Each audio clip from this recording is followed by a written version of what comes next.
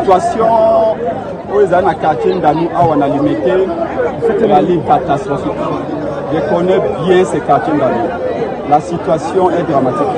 Ce qui te l'équipe si vous tuez à l'élo ce dimanche ou à lundi, et que c'est réalité. Lobby na quartier d'Anou à 17e rue Limete pour voir qu'on le Bibende.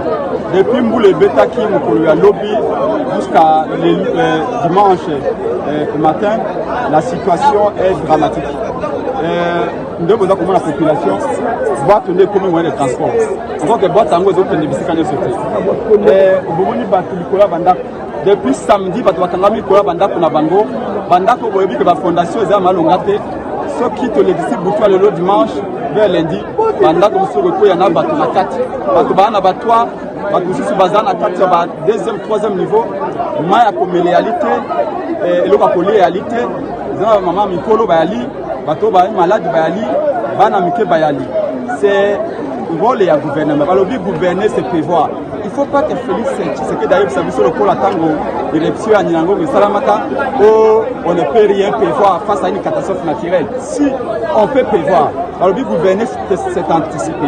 S'il y a un plan de contingence, on peut faire face avec n'importe quel problème. Les Alimboula c'est vrai, nous avons ça mais on peut limiter les dégâts. On peut limiter les dégâts. Bâtir la canot rapide et il y a ébélé pour la population. Deux, hélicoptère militaire. Hélicoptère militaire, on a un bâtiment d'Ayango, il y a un plan général, photographie générale de la situation. Pour pas que ça va avoir un canot information, il faut que les dirigeants évacuent. Parce que pendant que nous sommes, va continuer à monter le moteur. Là, pendant que c'est beaucoup plus fragile que bon, c'est ça demande au principal parce que le barreau que je suis ici sur les quartiers d'Anou. Na 17e rue Limete, c'est là où j'ai grandi, je connais bien les liens. Mais c'est Félix Tshilombayaka en 2019, là j'ai coupé. Alors lui, Bazako Tonga Dig Awa. Mais Dig Ango Bazako Baka Mabanga Tino Lelo, rien n'a été fait et nos compatriotes souffrent. Il faut Bembe Salama qui a représenté ma condoléance.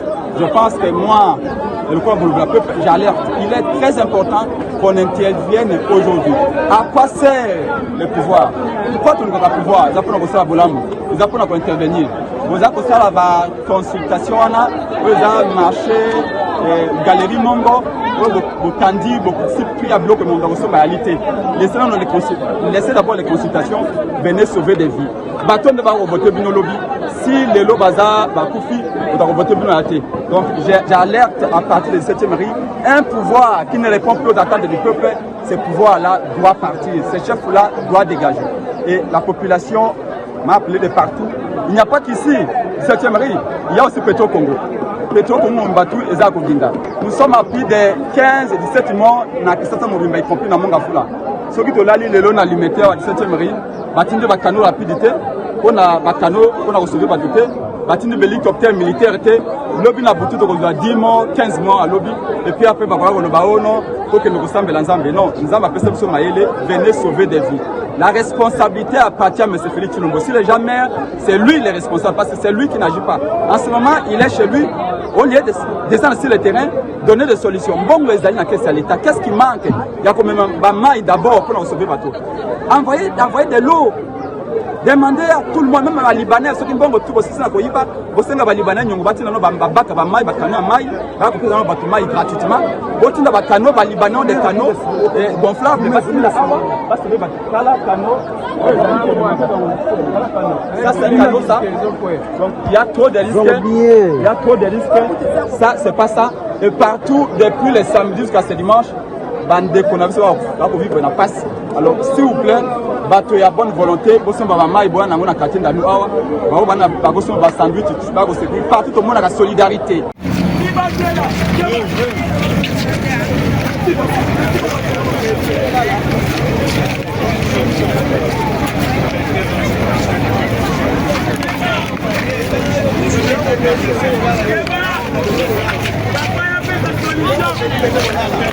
Qui va continuer à maïs? Papa a fait sa solution.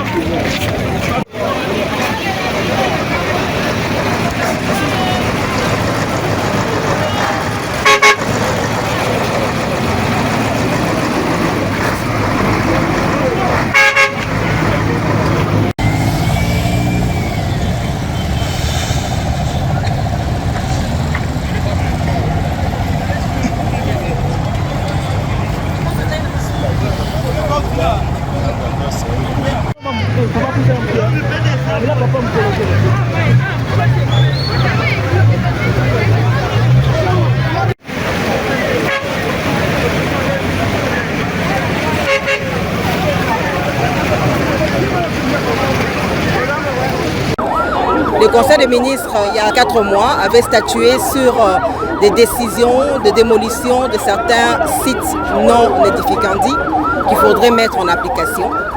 Et moi et mon collègue, nous l'avons présenté au niveau du gouvernement, des décisions idoines ont été données.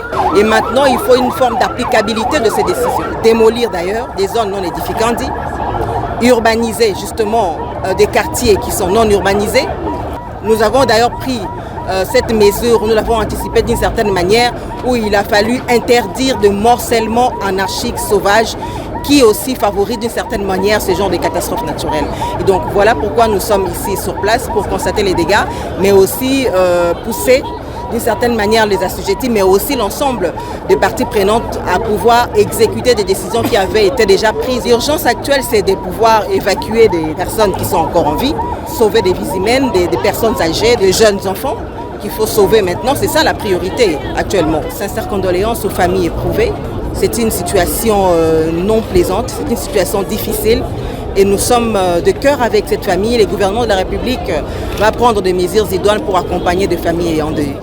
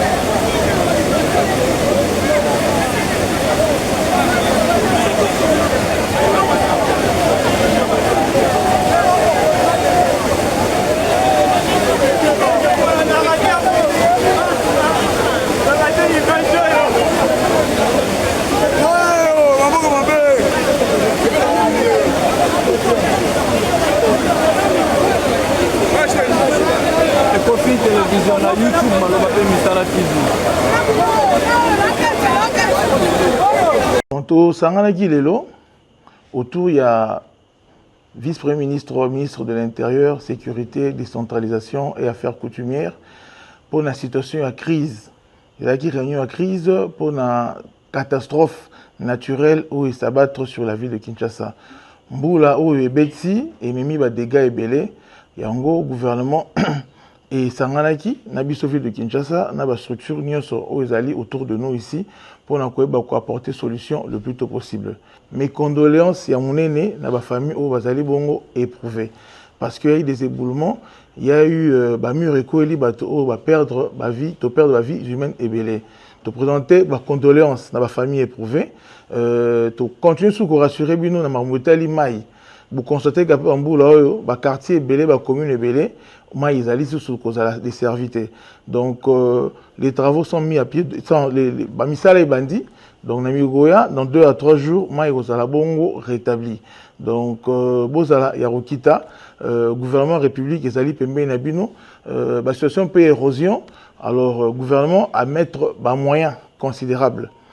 Pour que les réseaux la maîtriser, banda consus et qu'il était nzela pe ezala bongo coupété.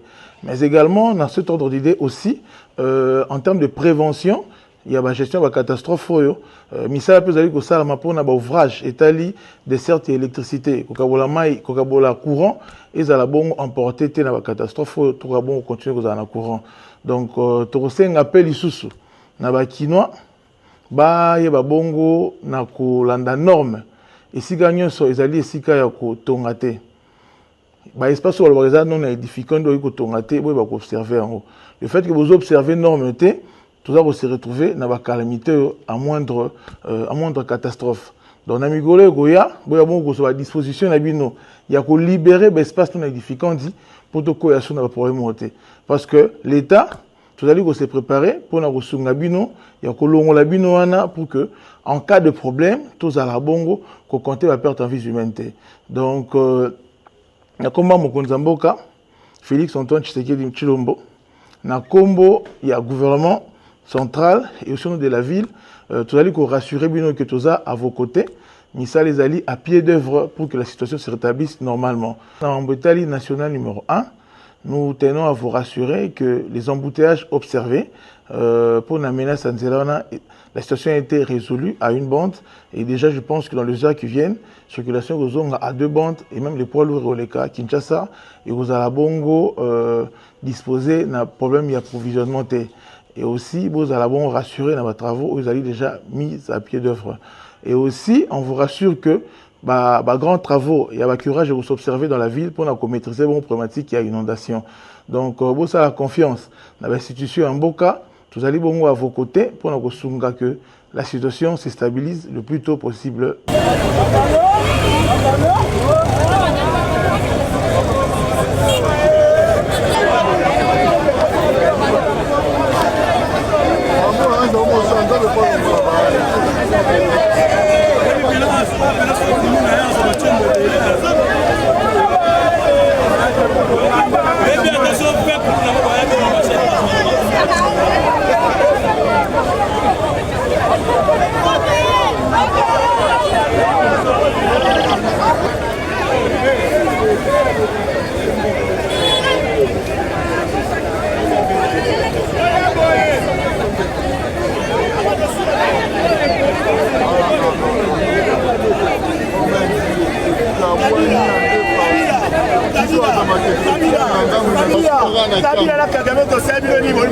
nzela tosuka na bino boye kongoma biso oyo ata nanga asukaka na ntango pene tolakisa pena nanga kaboli na kabila moto oyo nanga na kabila moto oyo batia valela bato na ye siko toyebi te biso todaye moto bino bakota nanga siko ngai yake kota kota nanga na sufri yena kota nanga kota kabila tiase tolelo fort tiase kabila tiase ayebisa nanga asuka muta aya te tiase tala pena mai bamna sof tosufri to mai mati tala pena to mai mati tola emati tosufri okapasi ndima église Masta bouger.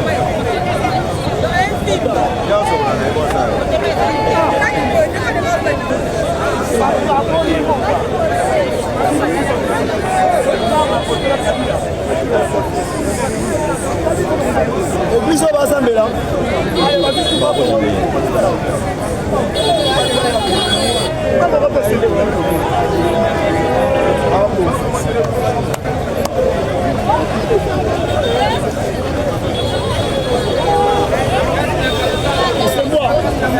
c'est moi okena ngo wapi